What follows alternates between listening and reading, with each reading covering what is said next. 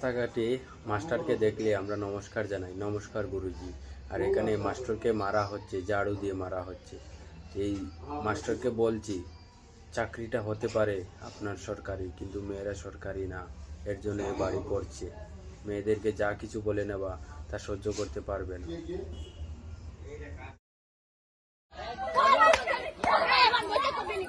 দিদি আমি কিছু কইছি না। আমরা 10 9 মেয়েরা আমরা উপরে বেরিয়েছে, তারপরে সাইলেন্স নামতে সময় স্যার খারাপ খারাপ কথা কইছে, তোর মা বাবার তুলে গাড়ি মেয়েরা রে খারাপ খারাপ কথা কইছে।